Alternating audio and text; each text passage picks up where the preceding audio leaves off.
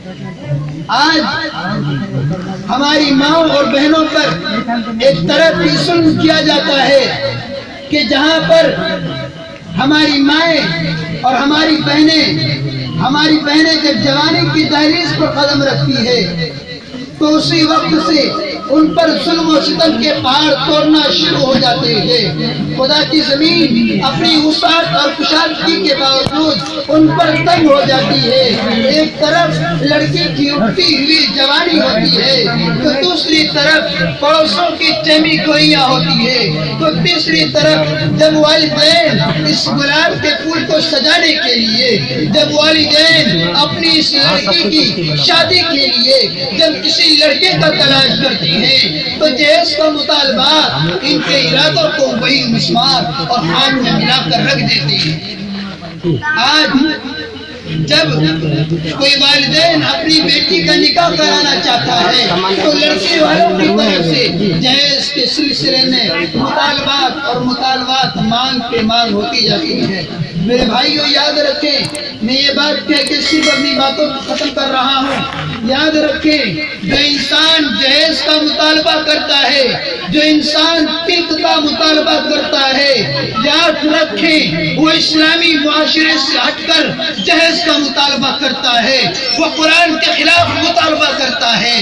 جو انسان جہیز کا مطالبہ کرتا ہے وہ قرآن کے مطابق اپنی زندگی کو گزارنا نہیں چاہتا، وہ حدیث کے مطابق اپنی زندگی کو گزارنا نہیں چاہتا، کیونکہ جہیز کا مطالبہ کرنا یہ اسلام کے خلاف ہے۔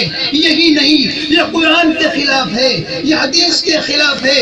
اتنا ہی نہیں بلکہ جو شخص جہیز کا مطالبہ کرتا ہے تو اسلامی معاشرے میں ہی نہیں بلکہ سماج میں بھی وہ سب سے بڑا ذلیل سمجھا جاتا ہے، وہ سب سے بڑا ذلیل اور سب سے بڑا بد کردار سمجھا جاتا ہے۔ اس کو معاشرے کے اندر کوئی عزت نہیں دی جاتی بلکہ سب سے بڑا اسے ذلیل سمجھا جاتا ہے۔ کیوں؟ اس لیے کہ اس نے اپنی زندگی قرآن سے ہٹ کر، حدیث سے ہٹ کر، نبی کے احکامات سے ہٹ کر، اللہ کے فرمانات سے ہٹ کر اپنی زندگی کو گزارنا چاہتا ہے۔ اسے اللہ کی رازقیت پر یقین نہیں، اسے اللہ کی خالقیت پر یقین نہیں، اسے اس پر یقین نہیں کہ اللہ میرا خالق ہے، اللہ میرا رازق ہے، اللہ رزق دینے والا ہے، اللہ عطا کرنے والا ہے، اللہ دینے والا ہے۔ اسے اس بات پر یقین نہیں، اسی لیے وہ لڑکی والوں سے جہیز کا مطالبہ کرتا ہے۔ قرآن حدیث صریح الفاظ میں کہتا ہے کہ جو شخص جہیز کا مطالبہ کرے گا اللہ تبارک و تعالیٰ اس کے اندر نفرت کو پیدا فرما دے گا۔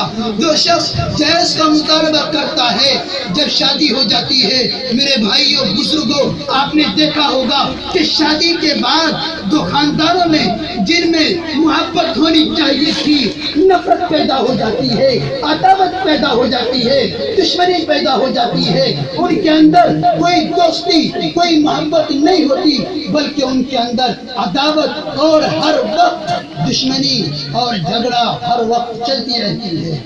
میرے دوستو اتنا ہی نہیں بلکہ شادی کے بعد جو اولاد ان سے پیدا ہوتی ہے، جنم لیتی ہے، وہ اولاد بھی بددین اور دین سے ناواقف پیدا ہوتی ہے۔